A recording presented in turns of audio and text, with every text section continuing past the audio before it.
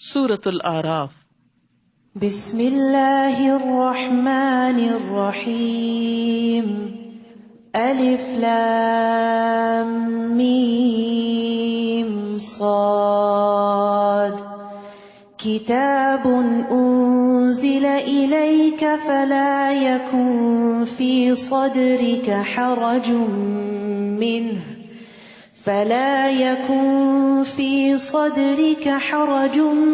منه لتنذر به وذکری للمؤمنین، اتبعوا ما انزل الیکم من ربکم ولا تتبعوا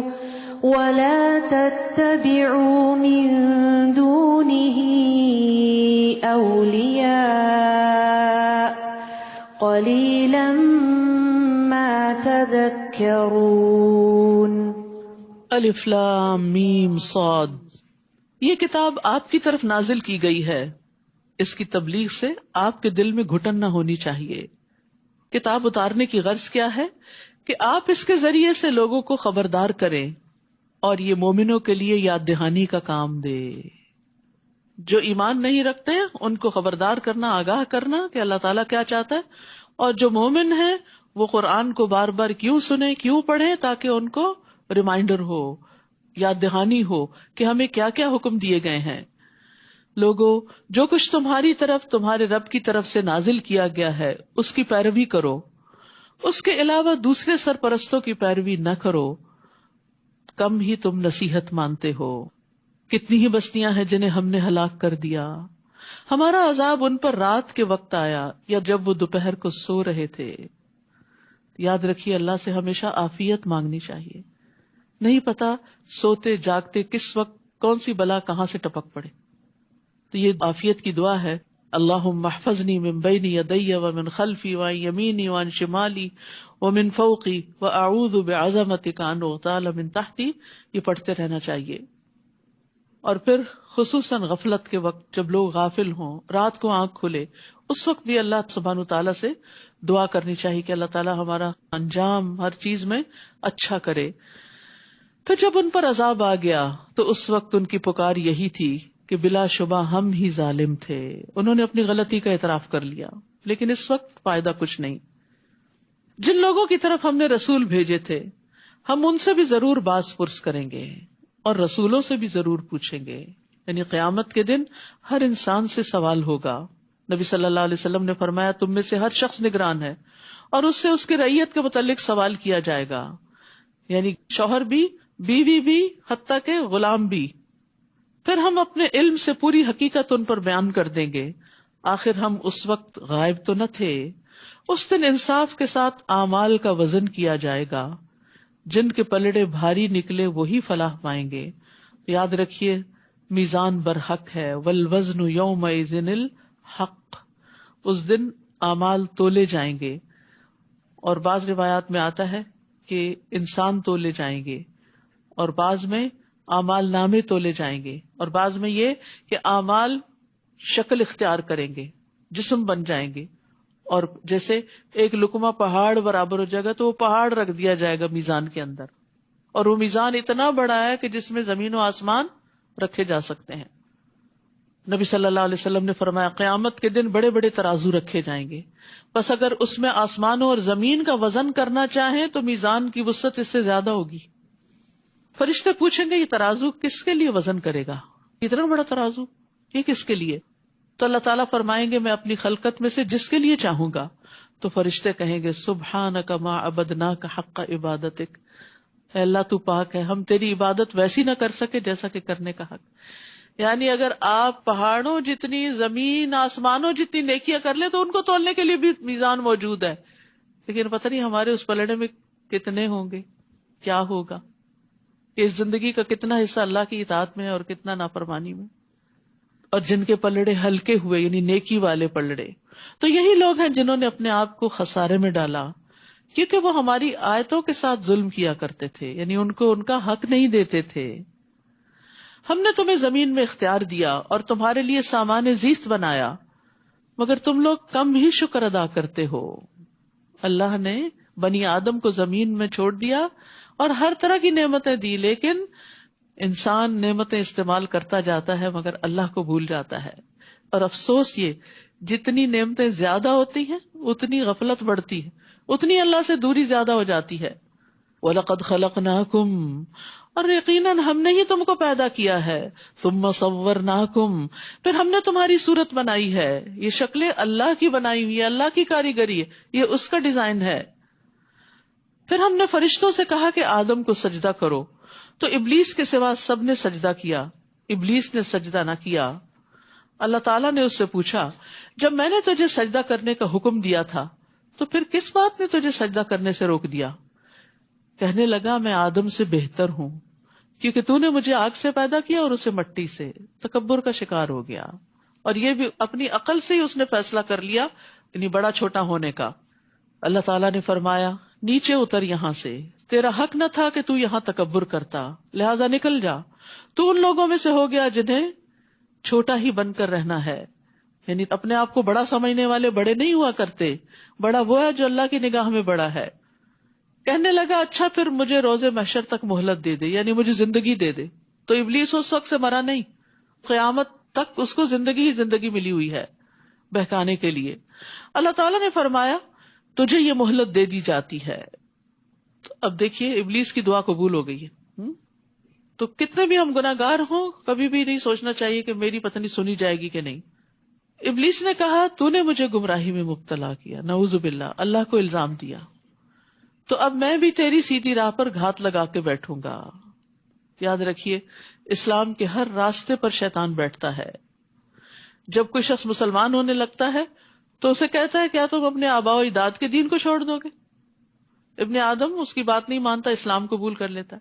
پھر وہ ہجرت کے راستے پہ بیٹھ جاتا ہے تو کہتا ہے کہ تم اپنے آبائی علاقے کو چھوڑ دو گے، لیکن وہ اس کی بات نہیں مانتا، ہجرت کر جاتا ہے. پھر وہ جہاد کے راستے پہ بیٹھ جاتا ہے، کہتا ہے کیا تم جہاد کرنے جا رہے ہو؟ یہ تو نفس اور مال کے بارے میں مشقت میں پڑنا ہے، تم لڑو گے تو قتل کر دیے جاؤ گے، تمہاری بیوی سے نکاح کر لیا جائے گا، تمہارا مال تقسیم کر لیا جائے گا. لیکن اس کی بات نہیں مانتا اور وہ جہاد کرتا ہے. پھر رسول اللہ صلی اللہ علیہ وسلم نے فرمایا، جس نے شیطان کے ساتھ ایسا کیا تو اللہ عز و جل پہ حق ہے کہ وہ اسے جنت میں داخل کرے، اور جو قتل کیا گیا تو اللہ عز و جل پہ حق ہے کہ وہ اسے جنت میں داخل کرے. تو یہ بڑے بڑے اعمال کی مثال دے کے ہمیں بتا دیا گیا کہ انسان مسلمان ہو بھی جاتا ہے تب بھی وہ ہر رستے پہ بیٹھتا ہے.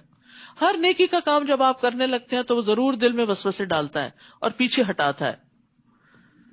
ثم لآتینہم من بین ایدیہم، کیا طریقہ کار ہے اس کا؟ پھر انسانوں کو آگے سے، پیچھے سے، دائیں سے، بائیں سے، ہر طرف سے گھیروں گا، بہکاؤں گا انہیں اور اپنی راہ پہ ڈال دوں گا، یعنی نافرمانی کی راہ پہ. اور تو ان میں سے اکثر کو شکر گزار نہ پائے گا. یاد رکھیے، سارے غم و پریشانیوں کی بنیادی وجہ ناشکری ہے. نعمتیں نظر نہیں آتی، نعمتوں پر خوشی نہیں ہے، جو ملا ہے اس پہ راضی نہیں، جو ملا ہے اس کو دیکھتے ہی نہیں، اور جو ہاتھ سے چلا جاتا ہے صرف اس کے لیے رونا روتے رہتے ہیں. تو یہ شیطان کا سب سے بڑا ہتھ کنڈا اور وار ہے کہ وہ انسانوں کو شکر گزار نہیں ہونے دیتا.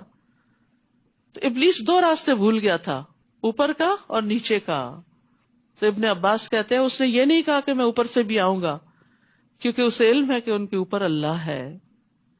تو ابلیس نے اپنے رب سے کہا عز و جل سے، مجھے تیری عزت و جلال کی قسم، میں بنی آدم کو اس وقت تک گمراہ کروں گا جب تک ان کے جسم میں روح رہے گی. موت کے وقت بھی بہکاتا ہے. تو اس کو اس کے رب عز و جل نے فرمایا، مجھے اپنی عزت اور اپنے جلال کی قسم، جب تک وہ مجھ سے معافی مانگتے رہیں گے میں انہیں معاف کرتا رہوں گا. اللہ آخر تک ہمارے ہوش حواس اس طرح قائم رکھے کہ ہم توبہ کر کے لا الہ الا اللہ پڑھ کے دنیا سے رخصت ہوں اور شیطان دشمن کے پندے سے نکل جائیں. کیونکہ اس وقت بھی بہکاتا ہے، تمہیں تمہارا علم کام آ گیا، تم تو بڑے نیک تھے، تمہیں تو فکر کی بات ہی نہیں. اللہ تعالیٰ نے فرمایا، یہاں سے نکل جا، تو میری درگاہ سے ٹھکرایا ہوا اور رسوا شدہ مخلوق ہے. یاد رکھ، انسانوں میں سے جو بھی تیری پیروی کرے گا تیرے سمیت ان سب سے جہنم کو بھر دوں گا. استغفر اللہ. تو شیطان کا راستہ جہنم کا راستہ ہے، صراط مستقیم جنت کا راستہ ہے. اور اے آدم، تو اور تیری بیوی دونوں اس جنت میں رہو اور جہاں سے جی چاہے کھاؤ، مگر اس درخت کے قریب بھی نہ جانا ورنہ ظالموں میں سے ہو جاؤ گے. بس ایک درخت سے روک دیا گیا، باقی سب آزادی. اور یہ سب امتحان کے لیے ہو رہا تھا. پھر شیطان نے ان دونوں کے دل میں وسوسہ ڈالا تاکہ ان کی شرمگاہیں جو ایک دوسرے سے چھپائی گئی تھی ان کے سامنے کھول دے، یعنی ان کو ننگا کرنا چاہتا تھا. لباس انسان کی عزت بھی ہے، زینت بھی ہے، ستر کا باعث بھی ہے، اس کے قابل شرم حصوں کو چھپاتا ہے اور اس کو خوبصورت بناتا ہے. گندگی والے مقامات اگر لوگوں کو نظر آتے رہیں تو لوگ نفرت کریں، لیکن شیطان نے ان کے لیے ایسی چال چلی کہ ان کا لباس اتر جائے. تمہیں تمہارے رب نے اس درخت سے صرف اس لیے روکا ہے کہ کہیں تم فرشتے نہ بن جاؤ یا تم ہمیشہ یہاں رہنے والے نہ بن جاؤ. کیسا دھوکہ دیا، بھلوا دیا کہ یہاں تو ہمیشہ رہنا ہی نہیں ہے، تو ٹیسٹ کے لیے آئے ہیں یہاں. تو یاد رکھیے آج دنیا میں بھی شیطان انسان کے پیچھے ہوتا ہے اور وہ برائیوں کو اس کے لیے خوشنما بناتا ہے، اس کو وسوسے ڈالتا ہے اور جن چیزوں سے اللہ نے روکا ہے ان کے فائدے بتاتا ہے. تو اس لیے بڑا ضروری ہے کہ شیطان کی چالوں کو سمجھیں. یہ کتاب ہے عربی کی، اس کا ترجمہ اور اس کے آڈیوز وغیرہ موجود ہے، مقائد الشیطان کی، شیطان کیسے کیسے چالیں چلتا ہے. تو ہم سب کو اپنے دشمن کی چالوں کا پتا ہونا چاہیے. وقاسمہما، پھر ان دونوں کے سامنے قسم کھا لی کہ میں فی الواقع تمہارا خیر خواہ ہوں. سبحان اللہ، سخت جھوٹا، لیکن جھوٹی قسم کھا کے تسلی دلا رہا ہے. چنانچہ ان دونوں کو دھوکہ دے کر آہستہ آہستہ اس نے اپنی بات پہ مائل کر ہی لیا.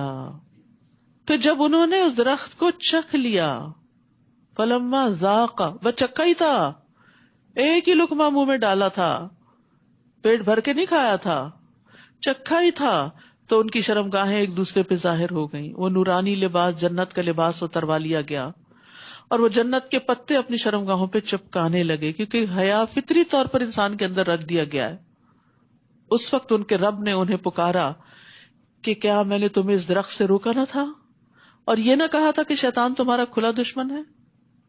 قالا، دونوں کہنے لگے، ربنا ظلمنا انفسنا وان لم تغفر لنا وترحمنا لنکونن من الخاسرین.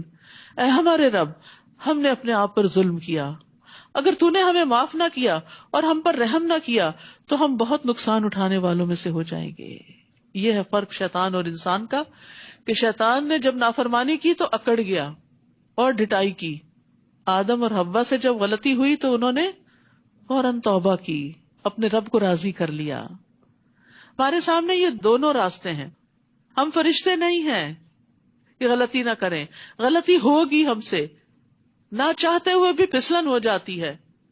جب کوئی پھسل کے گرتا تو کیا وہ چاہتا ہے کہ پھسلے؟ نہیں، پتہ نہیں چلتا. اسی طرح انسان سے بھی بھول چوک ہوتی رہتی ہے، پھسلن ہے اس راستے پر. لیکن مومن پھسلنے کے بعد وہیں لیٹ نہیں رہتا، اٹھ جاتا ہے اور توبہ کرتا ہے، اپنے آپ کو جھاڑتا ہے، اگر کوئی گندگی لگ گئی ہو اس کو اتارتا ہے اور صاف ستھرا ہو کے دوبارہ اپنے راستے پہ چل پڑتا ہے. اور یہی مومن کی شان ہوتی ہے.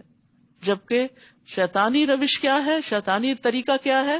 غلطی ہو جائے اکڑ جاؤ، تعویلیں دو، دوسرے کو بلیم کرو، جیسے شیطان نے کیا تھا کہ اللہ تعالیٰ کو بلیم کر رہا تھا. تو ہمیں سوچنا چاہیے کہ کسی بھی غلطی پر ہمارا رویہ کیا ہوتا ہے. دوسروں کو بلیم کر کر کے خوش رہتے ہیں اور اپنے آپ کو جسٹیفائی کرتے رہتے ہیں، یا اللہ سے معافی مانگ لیتے ہیں اور بندوں سے بھی سوری کر لیتے ہیں. ہم نے اپنے آپ پر ظلم کیا، اگر تو نے ہمیں معاف نہ کیا اور ہم پر رحم نہ کیا، یعنی معافی بھی چاہیے اور رحم بھی چاہیے، تو ہم بہت نقصان اٹھانے والوں میں سے ہو جائیں گے. فرمایا تم سب یہاں سے نکل جاؤ، تم ایک دوسرے کے دشمن ہو. اب تمہارے لیے زمین میں جائے قرار اور ایک مدت تک سامان زیست ہے.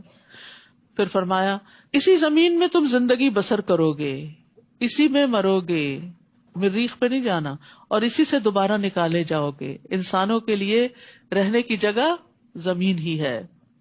اے بنی آدم، ہم نے تم پر لباس نازل کیا جو تمہاری شرمگاہوں کو ڈھانپتا ہے اور زینت بھی ہے. لباس کے دو مقاصد بتا دیے گئے، ستر کو بھی ڈھانپتا ہے اور خوبصورتی بھی. اور لباس تو تقوی ہی کا بہتر ہے. وَلِبَاسُ التَّقْوَىٰ، یہ اللہ تعالیٰ کی نشانیوں میں سے ایک نشانی ہے. یعنی لباس اللہ کی نشانیوں میں سے ایک نشانی ہے. شاید لوگ کچھ سبق حاصل کریں. بخاری میں بڑا خوبصورت باب ہے کتاب اللباس، اس کو اگر پڑھا جائے تو پوری ہدایات ملتی ہیں کہ ہمیں کس قسم کا لباس پہننا چاہیے. آپ صلی اللہ علیہ وسلم کو سفید لباس پسند تھا، بہت قیمتی لباس پسند نہیں کرتے تھے. اے بنی آدم، ایسا نہ ہو کہ شیطان تمہیں فتنے میں مبتلا کر دے. جیسے اس نے تمہارے والدین کو جنت سے نکلوا دیا تھا. خبردار کیا جا رہا ہے وہ جو تمہارے والدین کا دشمن تھا وہ تمہارا بھی دشمن ہے. ان کو نکلوایا تھا کہیں تمہیں بھی جنت سے محروم نہ کرے. اور ان سے ان کے لباس اتروا دیے تھے تاکہ ان کی شرم گاہیں انہیں دکھلا دے. تو دنیا میں شیطان کو انسان پہ قابو پانے کا ایک بہت اچھا طریقہ کیا ہے کہ اس کو ننگا کر دیا جائے، یعنی ریویلنگ ڈریسز. اور اس میں آپ دیکھیے کہ مردوں کے مقابلے میں عورتیں زیادہ ریویلنگ ڈریسز پہنتی ہیں کہ جن سے جسم ننگا ہوتا ہے. بعض اوقات شادی کے موقع پہ ایسے ڈریسز یا تو سلیو لیس یا آرگنزا وغیرہ کے بازو لگا لیتے ہیں جو نہ ہونے کے برابر. اسی طرح بعض اوقات اتنا ٹائٹ لباس کے جس سینے کو ڈھانکنے کا حکم دیا وہی سب سے زیادہ نمایاں ہو رہا ہوتا ہے. اس کو عورت کی آزادی سمجھ دیا گیا. یہ بھی ایک خوش فہمی ہے کہ اپنے جسم کو نمایاں کرنا آزادی کہاں کی. اس کے بعد جس طرح کی مشکلات آتی ہیں وہ انسان کو آزاد تو نہیں رہنے دیتی. جس طرح کی ہراسمنٹ ہوتی ہے اور جس طرح کی پریشانیاں دیکھنی پڑتی ہیں ان کاموں سے، وہ آزادی نہیں ہے. عورت کے لیے عزت کا مقام اس کی قابلیت ہے، اس کا تقویٰ ہے کہ وہ اپنے اعمال کی بنا پر مقام پیدا کرے، نہ کہ اپنے جسم کو ننگا کر کے دوسروں کی نظر میں جچے اور دوسروں کے لیے ایک زینت کا سامان بن جائے. تو تنگ لباس یا چھوٹا لباس یا باریک لباس پہن کر انسان دراصل دوسروں کے ہاتھ میں ایک پپٹ سا بن جاتا ہے کہ جیسے وہ چاہتے ہیں ہم ویسے ایکٹ کر رہے ہیں، اس طرح بن رہے ہیں. پپٹ کیا ہوتی کہ آپ جس طرح اس کو چلاتے ہیں ویسے وہ چلتی. تو اگر ہم لوگوں کے چلانے پہ چل رہے ہیں، جیسا وہ لباس پسند کرتے ہیں ہم وہ پہن رہے ہیں، تو پھر ہماری اپنی سوچ سمجھ کہاں ہے اور اللہ کا حکم کہاں ہے. تو یاد رکھیے عورت کے لیے خاص طور پر ایک بہت بڑی آزمائش ہے، اور یہ اس کے جنت میں جانے کے راستے میں رکاوٹ بھی ہے. کیونکہ نبی صلی اللہ علیہ وسلم نے فرمایا جہنمیوں کی 2 قسمیں میں نے ابھی تک نہیں دیکھی، یعنی آپ صلی اللہ علیہ وسلم کے زمانے میں یہ لوگ نہیں تھے. ایک وہ جن کے پاس بیل کے دموں جیسے کوڑے ہوں گے جن سے وہ لوگوں کو ماریں گے، یعنی ظالم حکمران. دوسری وہ عورتیں جو کپڑے پہننے کے باوجود ننگی ہوں گی، مائل ہونے والی اور دوسروں کو مائل کرنے والی، یعنی خود مردوں کی طرف اٹریکٹ ہوں گی اور ان کو اپنی طرف اٹریکٹ کریں گی. ان کے سر بختی اونٹ کے کوہان کی طرح ہیں. خاص طور پر ہیئر سٹائل کی بات کی گئی ہے، اونچے سر. ایسی عورتیں جنت میں داخل نہیں ہوں گی اور نہ ہی اس کی خوشبو پائیں گی، حالانکہ اس کی خوشبو اس طرح لمبے فاصلے سے آتی ہے. تو یاد رکھیے اللہ سبحانہ تعالیٰ نے قرآن میں اور نبی صلی اللہ علیہ وسلم نے سنت میں واضح کر دیا کہ ایک عورت کا لباس کیسے ہونا چاہیے. مردوں کا بھی، یعنی کہ مردوں کو اجازت ہے، کیونکہ اہل عرب جو تھے ننگے طواف کرتے تھے. شیطان نے ان کو یہ سجھا دیا کہ جن کپڑوں میں تم گناہ کرتے ہو ان میں تم اللہ کی عبادت نہ کرو. حالانکہ اللہ سبحانہ تعالیٰ کا حکم کیا تھا، خذوا زینتکم عند کل مسجد، ہر عبادت گاہ میں اپنی زینت اختیار کرو، یعنی مناسب لباس پہن کر عبادت کرو. اے بنی آدم ایسا نہ ہو کہ شیطان تمہیں فتنے میں مبتلا کر دے، جیسا کہ اس نے تمہارے والدین کو جنت سے نکلوا دیا اور ان سے ان کے لباس اتروا دیے تاکہ ان کی شرمگاہیں انہیں دکھلا دے. وہ اور اس کا قبیلہ تمہیں ایسی جگہ سے دیکھتے ہیں جہاں سے تم انہیں نہیں دیکھ سکتے. ہم نے شیطانوں کو ان لوگوں کا سرپرست بنا دیا ہے جو ایمان نہیں لاتے، یعنی وہ ان پر خوب مسلط رہتے ہیں. اور جب وہ کوئی شرمناک کام کرتے ہیں تو کہتے ہیں ہم نے اپنے باپ دادا کو اسی طریقے پر پایا، یعنی ننگے طواف کرنے وغیرہ کا طریقہ، اور اللہ نے ہمیں ایسا کرنے کا حکم دیا ہے، یعنی غلط بات کو اللہ کی طرف منسوب کرتے ہیں. تقویٰ کا خود ساختہ معیار. آپ ان سے کہیے کہ اللہ کبھی بے حیائی کا حکم نہیں دیتا. کیا تم اللہ کے ذمے ایسی باتیں لگاتے ہو جو تم جانتے نہیں؟ آپ کہہ دیجئے میرے رب نے تو انصاف کا حکم دیا ہے اور اس بات کا کہ ہر مسجد میں نماز کے وقت اپنی توجہ ٹھیک اسی کی طرف رکھو، یعنی عبادت خالصتاً اللہ کے لیے، اور پھر دین کو اسی کے لیے خالص کرتے ہوئے اس کو پکارو. جس طرح اس نے تمہیں پہلے پیدا کیا اسی طرح تم پھر دوبارہ پیدا کیے جاؤ گے. ایک فریق کو تو اس نے ہدایت دی اور دوسرے فریق پر گمراہی واجب ہو گئی، کیونکہ انہوں نے اللہ کو چھوڑ کر شیطانوں کو اپنا سرپرست بنا لیا تھا. پھر وہ یہ بھی سمجھ رہے ہیں کہ وہ سیدھی راہ پر ہیں. یعنی بہت سے لوگ اس دھوکے میں مبتلا ہیں، غلط کرتے ہوئے اپنے آپ کو جسٹیفائی کرتے ہیں اور اپنے آپ کو صحیح سمجھتے ہیں، اور اگر ان کو روکا جائے کہ ایسا نہ کرو تو وہ ان کو الٹا غلط قرار دیتے ہیں.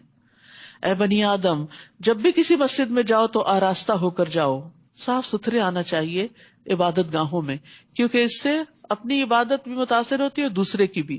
جب انسان صاف ستھرا ہوتا ہے، اچھے لباس میں ہوتا ہے، تو پھر ایکٹیولی ورشپ کرتا ہے. یعنی اس کی عبادت میں ایک نشاط ہوتا ہے، ورنہ سستی کے مارے اور یون کر رہا ہے اور تھکا ہوا ہے اور تو دوسرے بھی ساتھ اس کے ویسے ہی ہو جاتے ہیں. اور کھاؤ پیو لیکن اسراف نہ کرو، کیونکہ اللہ اسراف کرنے والوں کو پسند نہیں کرتا. تو یہاں زینت کی بات جو کی گئی، زینت سے مراد اچھے کپڑے، مسواک اور خوشبو ہے.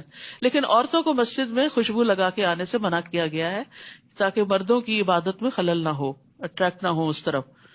پھر اسی طرح جمعہ کے دن خاص طور پر ہر چیز کا اچھی طرح اہتمام کرنا، نہا کر آنا، اچھا لباس پہننا، مسواک کرنا، خوشبو لگانا، ناخن کاٹنا، بال تراشنے کی ضرورت ہے یا انڈر آرم، انڈر لیگز وغیرہ صفائی کی ضرورت ہے تو وہ کر کے صاف ستھرے فریش ہو کر مسجد میں آنا، یہی اس حکم کا تقاضا ہے.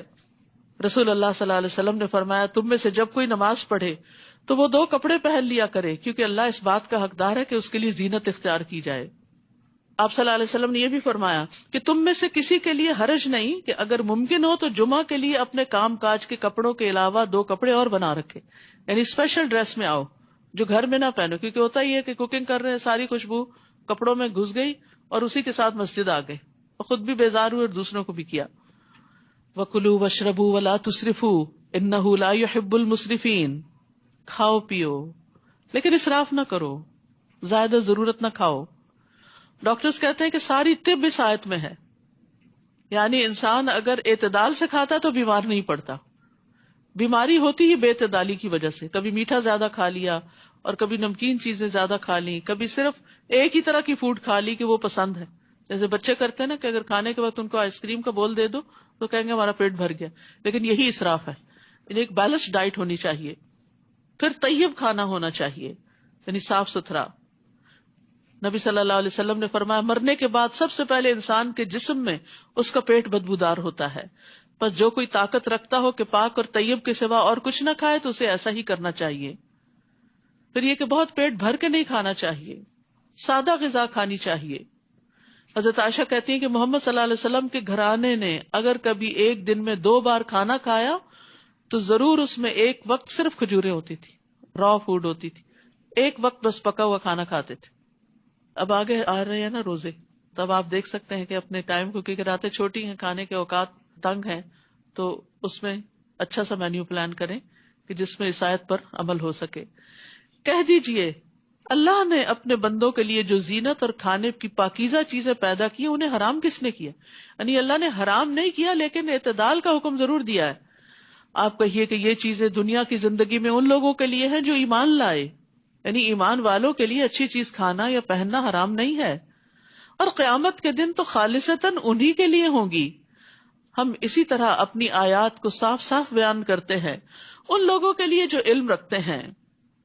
قل انما حرم ربی الفواحش ما ظہر منها وما بطن والاثم والبغی بغیر الحق وان تشرکوا باللہ ما لم ينزل به سلطانا وان تقولوا علی اللہ ما لا تعلمون. آپ ان سے کہیے میرے رب نے جو چیزیں حرام کی ہیں وہ یہ ہیں: بے حیائی کے کام، خواہ ظاہر ہوں یا پوشیدہ، سامنے ہو یا چھپ کے، چاہے زنا ہو، چوری ہو، ڈاکہ ہو، کچھ بھی، اور گناہ کے کام. سارے گناہ کے کام منع ہیں اور ان کے بارے میں جاننا چاہیے کہ گناہ کس کو کہتے ہیں. اور ناحق زیادتی، یعنی کسی کو گالی دینا، کسی کا مال ہتھیا لینا، کسی کے ساتھ سرکشی کا رویہ اختیار کرنا، چھوٹی سی بات پہ بھڑک اٹھنا اور اتنا غصہ دوسرے پہ کرنا کہ اس کے ساتھ زیادتی ہو جائے. یعنی کسی کی بات کے جواب میں اگر کوئی چھوٹی سی بات کہہ دی تو بات برابر کی ہو گئی، لیکن اگر زیادہ کی تو وہ ظلم ہوگا، ناحق زیادتی ہوگی اور اس پر پوچھ ہوگی. اور یہ کہ تم اللہ کے شریک بناؤ جس کے لیے اس نے کوئی سند نہیں اتاری، اور یہ کہ تم اللہ کے ذمے ایسی باتیں لگا دو جن کا تمہیں علم نہیں. اسے سب سے بڑا جرم قرار دیا گیا. شرک کے بھی آگے اس کو رکھا گیا کہ اللہ کے ذمے ناحق باتیں لگانا کہ جو اللہ تعالیٰ کا حکم نہیں ہے، یہ کہنا کہ یہ اللہ نے فرمایا ہے. تو فواحش کی کئی قسمیں ہیں. کچھ کا تعلق ذہن سے ہے، سوچیں، فحش سوچیں. کچھ کا جسم کی حرکتوں سے ہے، جیسے زنا وغیرہ. کچھ فحش جو ہے وہ ایکشنز میں ہوتا ہے. آنکھ کا زنا دیکھنا ہے، یعنی گندی چیزیں، چاہے اسکرین پر ہو چاہے نیکڈ آئیز سے سامنے ہو. زبان کا زنا بولنا ہے، فحش گفتگو، گالی گلوچ وغیرہ. دل کا زنا یہ کہ وہ خواہش اور آرزو کرتا ہے، یعنی برے کام کی، برے فعل کی، زنا وغیرہ کی. پھر شرمگاہ اس سب کو سچا کرتی ہے یا اس کو جھٹلا دیتی ہے. اسی طرح تکبر، خود پسندی، ریا، نفاق، یہ بھی فحش چیزیں ہیں، یعنی حرام چیزیں ہیں جن کو دل میں رکھا جائے. پھر اسی طرح باتوں میں بےہودہ گوئی، فضول باتیں کرنا. مومن فحش گو نہیں ہوتا، تانے دینے والا نہیں ہوتا، لعنتیں کرنے والا نہیں ہوتا، گالی گلوچ کرنے والا نہیں ہوتا. عبداللہ بن مسعود کہتے ہیں کہ مومن کے اخلاق میں سے سب سے زیادہ قابل مذمت، قابل ملامت بےہودہ گوئی ہے، فحش گفتگو. تو ایسی گفتگو سے بھی توبہ کرنی چاہیے.